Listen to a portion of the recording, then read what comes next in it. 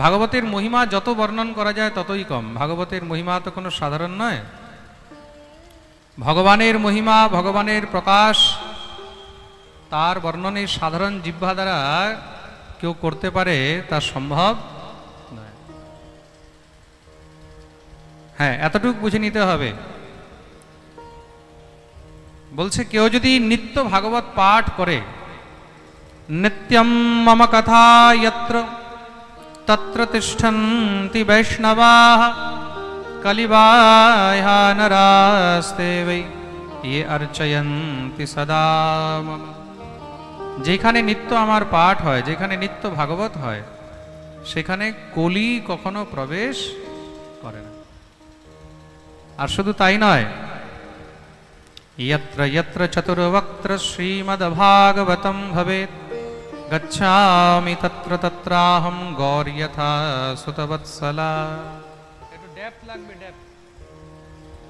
যেখানে যেখানে ভাগবত হয় সেখানে সেখানে ভগবান যেইভাবে বাছুরের পিছনে তার মাতা মানে গোমাতা, গাভী যেরকম বাছুরের পিছনে পিছনে দৌড়ায়, তদ্রূপ যেখানে যে ভাগবত পাঠ করে, যারা ভাগবত শ্রবণ করে, ভগবানও তাদের পিছনে সেইভাবেই দৌড়ায়। গড় যথা শতবৎসলা, গাভীর মতন। এই হলো ভাগবতের মহিমা। এখান থেকে ভাগবতের প্রথম স্কন্ধের কথা আরম্ভ হয়েছে। সবাই দোনো হাত জোড় করে প্রথম স্কন্ধে মঙ্গলাচরণের প্রথম শ্লোক শ্রবণ করো। ওম নমো ভগবতে বাসুদেবায়।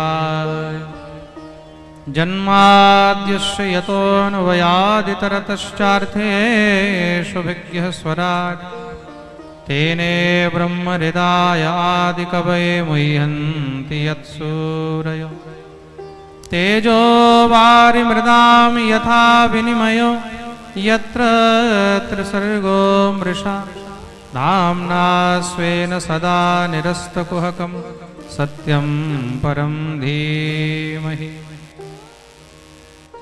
प्रथम स्कन्धे एखाने मंगलाचरणे भगवानेर बंदन करा हलो। जन्माद्यस्य यतो अन्वय आदितरतश्च अर्थेषु अभिज्ञः स्वराट्। আমরা সেই ভগবানের বন্দন করি যার কখনো জন্মই হয়নি বা যার কখনো জন্মই হয় না, যিনি আদি অনাদি, যার পূর্বেও কেউ ছিল না আর যার পরেও কেউ নেই। সেই ভগবানকে আজ পর্যন্ত কিন্তু কেউ বুঝতে পারেনি। যারা যতই বোঝার চেষ্টা করেছে কেউ বুঝতে পারেনি। তেনে ব্রহ্ম হৃদয় আদি কবয়ে মুহ্যন্তি যৎসূরয়। আদি কবি ব্রহ্মাও আজ পর্যন্ত তাকে বুঝতে পারেনি। যত বুঝতে যায় ততই মোহিত হয়ে যায়। কবন্দীয়খানিক আমাদের মাথা, এই এতটুকখানিক মাথার মধ্যে সেই বিরাট ব্রহ্মাণ্ডের মালিককে, যিনি সৃষ্টির নিয়ন্তা, তাকে বোঝার সামর্থ্য আমাদের মধ্যে আছে? হ্যাঁ, একটা আরশোলার শরীরের মধ্যে কয়টা শিরা থাকে সেটা বোঝার আমাদের সামর্থ্য নেই। আছে? বলো। একটা পাখির শরীরের মধ্যে কয়টা শিরা আছে সেটা বোঝার আমাদের সামর্থ্য নেই।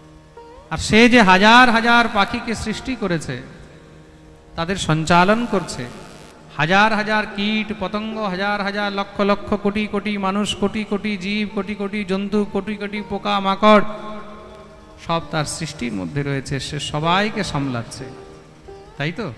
প্রত্যেকের জন্ম, প্রত্যেকের মৃত্যু, প্রত্যেকের জীবন, প্রত্যেকের লালন পালন, সব কিছুর দায়িত্ব তার উপরে। কাকে কতটা দিতে হবে, কোন জায়গায় দিতে হবে, কিভাবে দিতে হবে, সব সিস্টেম তার এখানে একদম ফিক্স আছে। তা যিনি শুধু এই পৃথিবী নয়, এই পৃথিবী যেই ব্রহ্মাণ্ডে আছে তেমন কোটি কোটি ব্রহ্মাণ্ডকে সঞ্চালন করছেন। He is the best manager. তার থেকে ভালো ম্যানেজার এই সংসারের মধ্যে দ্বিতীয় আর কেউ নেই। কাকে কতটা হাসাতে হবে, কাকে কতটা কাঁদাতে হবে, কাকে কতটা নাচাতে হবে, সব তার হাতে। আর আমরা ভাবছি যে তাকে আমরা বুঝতে পারবো, সম্ভব? কখনই সম্ভব। তাকে তুমি যতই বুঝতে যাবে ততই ভ্রমিত হয়ে যাবে।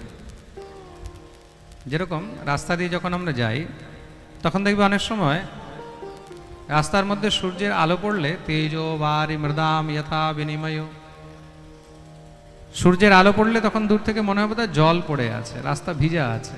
কিন্তু যখন তুমি তার কাছে যাবে তখন গিয়ে দেখবে আসলে কিন্তু ভিজা নয়। এটা কি? এটা হলো দৃষ্টিভ্রম। এটা মরুভূমির মরীচিকা বলা হয়।